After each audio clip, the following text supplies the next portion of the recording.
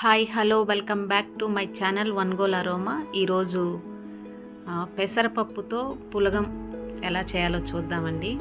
అది చాలా healthy recipe. మేమైతే పులగం అని అంటాము, మరి మీరేమంటారు? దీన్ని చేసి చూసి చెప్పండి. ఫస్ట్ నూనె పోసుకున్నాక తాలింపు దినుసులు వేసుకున్నానండి. దాంట్లో కొంచెం ఉల్లిపాయలు పచ్చిమిర్చి వేసుకున్నాను. పచ్చిమిర్చి ఎక్కువ వేసుకున్నానండి, కారం ఇంకా వేయం కదా, దానికి టేస్ట్కి సరిపోతుంది, మన కారానికి సరిపోతుంది పులగానికి. చూడండి, బాగా వేగిపోవాలి ఇవి మంచిగా. మేమైతే పులగం పచ్చడి చేసుకుంటామండి ఉదయం పూట టిఫిన్ లాగా. ఇక్కడ ఉప్పు వేస్తున్నానండి. ఈ స్టేజ్లో ఉన్నప్పుడు కొంచెం అల్లం వెల్లుల్లిపాయ పేస్ట్ వేసుకుంటానండి. పచ్చగా నూరుకున్న అల్లం వెల్లుల్లిపాయలు చాలా బాగుంటుంది టేస్ట్. అది వేసుకుంటే ఇంకా టేస్ట్ డబల్ అవుతుంది. పులగానికి ఇవన్నీ వేస్తారా అంటే మా సైడ్ అయితే వేస్తారండి. టమాటాలు కూడా వేసుకుంటున్నాను. బాగా మగ్గిపోవాలండి టమాటాలు కూడా మెత్తగా.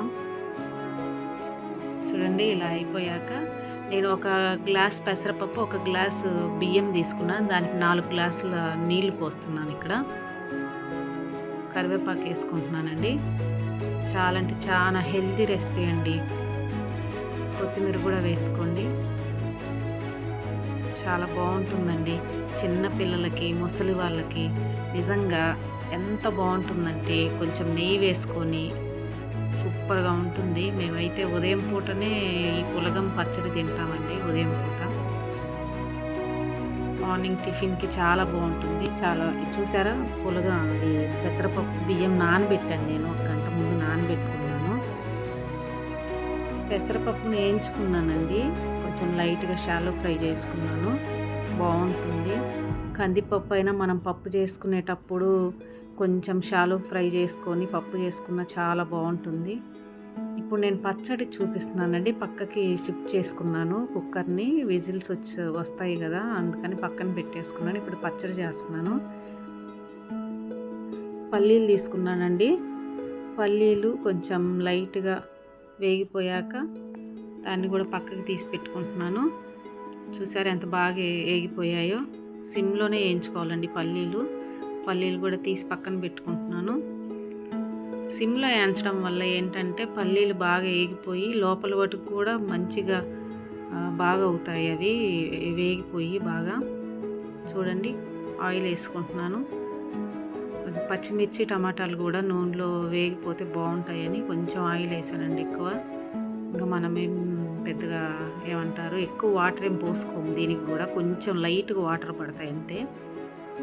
మీకు తెలిసే ఉంటుంది, పచ్చట్లో నేను చింతపండు వేయట్లేదు ఇక్కడ. చింత తొక్కు అంటాం మేము దాన్ని. చింతకాయలు సంవత్సరం అంతా నిలువ పెట్టుకోవడానికి పసుపు, మెంతులు అవన్నీ వేసి చేస్తాం కదా. మధ్యతరగతి కుటుంబాలకు తెలిసే ఉంటుంది చింత తొక్కు.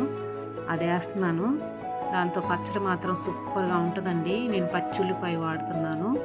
పచ్చుల్లిపాయతో దంచుకున్న పచ్చడి సూపర్గా ఉంటుంది. రోట్లో నూరుకుంటున్నానండి పచ్చడి. మిక్సీలో వేస్తే మా ఇంట్లో ఎవరు తినరు.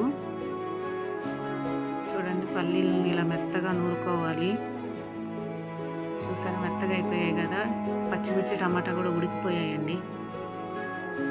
దాంట్లో నేను కొంచెం జీలకర్ర, వెల్లుల్లిపాయ, పచ్చిల్లిపాయ వేసి బాగా నూరానండి మెత్తగా. ఆ క్లిప్ కొంచెం మిస్ అయింది నూరేటప్పుడు, వేసేటప్పుడు అవి తీయడంలో కొంచెం మిస్ అయింది. ఏమనుకోకండి, ఇది ఇలా మెత్తగా నూరుకోవాలండి. చూసారా పచ్చడి ఎంత బాగుందో, చాలా బాగుంటుందండి. వేడి వేడి ఆ అన్నానికి చాలా బాగుంటుంది. చూసారా, పులగం మంచిగా మెత్తగా, పిల్లలు అయితే సూపర్గా తింటారండి. మంచి హెల్దీ రెసిపీ. నేను ప్లేట్లోకి తీసుకున్నాను, నెయ్యి వేసుకుంటున్నాను. కొంచెం నెయ్యి ఎక్కువగానే తింటానండి నేను, బాగుంటుంది. అంటే ఈ రెసిపీకి అయితేనే నెయ్యి నేను మస్ట్ అండ్ షుడ్గా వేసుకొని తింటాను. పచ్చళ్ళు అయితే కంపల్సరీ నెయ్యి ఉండాల్సిందే అండి. చూడండి ఎంత బాగుందో. నిజంగా నెయ్యి ఏమీ అన్హెల్దీ ఏం కాదు కదా, మంచిదే. చూడండి ఎంత బాగుందో చూడడానికి. టేస్ట్ మాత్రం అద్దరిపోయింది. లైక్ చేయండి, షేర్ చేయండి, మా ఛానల్ని సబ్స్క్రైబ్ చేసుకోండి. అందరూ మా ఛానల్ని ఆదరిస్తున్నందుకు చాలా చాలా థ్యాంక్స్ అండి. మా ఛానల్లో చిన్న చిన్న వంటలే పెడుతున్నాం. మాకు వచ్చినవి ఇంట్లో చేసుకునేవి, తప్పుగా అనుకోకండి. మీకు నచ్చిన వంటల్ని ఎలా చేయాలో మాకు కూడా కమెంట్ సెక్షన్లో కమెంట్ చేయండి. మా ఛానల్ని ఆదరించండి, ప్రేమించండి.